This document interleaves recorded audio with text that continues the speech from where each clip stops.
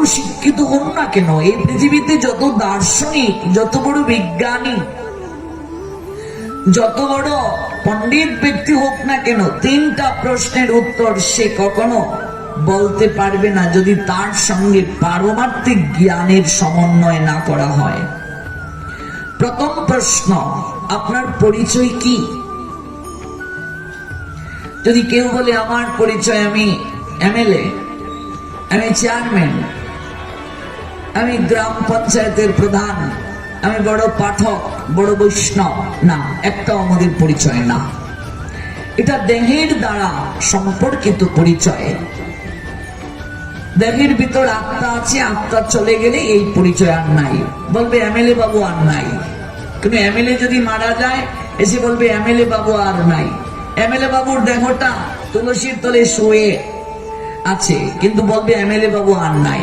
আমি যদি এই মুহূর্তে মারা যাই সবাই বলবে রাহুল বাবা আর নেই। কি করে নেই? আমার দেহটা এখানেই পড়ে থাকবে। তাহলে এই দেহর পরিচয়টা কি আমাদের পরিচয়? না। তাহলে প্রথম প্রশ্ন, আপনার পরিচয় কি?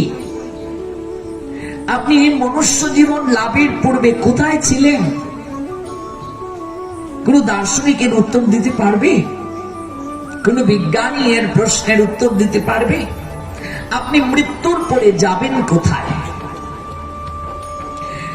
মনুষ্য জীবনের গতি যদি কেউ না জানে, আপনার যাত্রা কোথায়, আপনি যে মনুষ্য জীবন লাভ করলেন আপনি কোথায় যাবেন, যাত্রা মানে কোথায় যাওয়া, আপনি যদি তা না জানেন তাহলে আপনি মানুষ কিসে? আপনি ট্রেনে উঠলেন, টিটি আপনার জিজ্ঞেস করেছে টিকিট কোথাকার কেটেছেন, কোথায় আপনি যাবেন, আপনি বলছেন জানি না।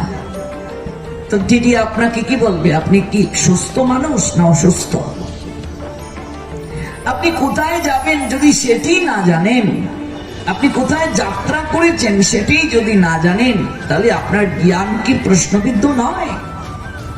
এই মনুষ্য দেহ লাভ করে মানুষ যদি কোথায় যাবে সেটি না জানে, তাহলে সে মানুষ কেমন করে হলো?